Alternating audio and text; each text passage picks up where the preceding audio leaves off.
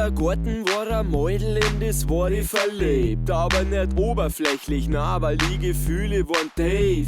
Ich hab Bulldog gespielt, sie Barbie, ja, die Welten waren verschieden. Sie hat gemeint, ich hab aus der Blätter Herde nicht viel mehr zu bieten. Im Kuscheleck ist dann passiert, sie hat sich erst ein wenig alziert. Anfangs hat's noch geschafft, ich geredet und gesagt, sie ist nicht interessiert. Aber ich hab gewusst, dass sie für mich Schwächen hat. Mein Instinkt hat gesagt, sie hat das engste Loch. Ich nehm das Mäudel an der Hand und sag ihr, du bist so hübsch. Mein Zipfel in ihr Mund und sie fragt, welches Gurtel das ist. Das ist kein Kaugummi, das ist ein feiner Lutscher und du musst ra lecker.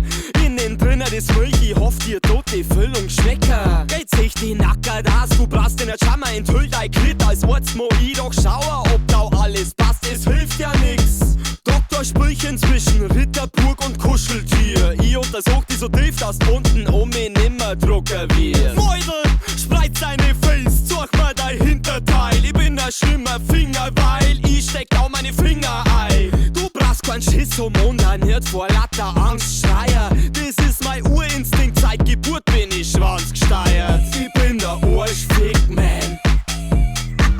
Ich steh auf Arschficken. Ich bin der Arschfick-Man. Ich steh auf Arschficken. Ich hab mich echt gewundert, was für ein Luder das ist, als die mir einen Zettel zugesteckt hat im Schulunterricht. Sie will, dass ich sie heut noch in der Hundestellung fick, denn ich hätt den längsten Schwanz in der Bundesrepublik. Also hab ich nicht lang fackelt und natürlich sofort zugesagt. Sie mit nach Hause genommen und schreien in ihr Arschloch, Buja. Kopf nach unten, Arsch nach oben, meine Hand an ihre Titten, bis die auf einmal sagt, mein Schließmuskel ist gerissen. Im ersten Augenblick hab ich das gar nicht begriffen, bis ich gesehen hab, die Futz, die hat mein Schlafzimmer erschissen. Das Schissen und das seicht und mein Schwanz, der ist noch steif. Die blöde alte weint so, okay, da hat's nicht leicht. Ich frag, was soll der Scheiß und geb ihr erstmal ein paar Backpfeifen.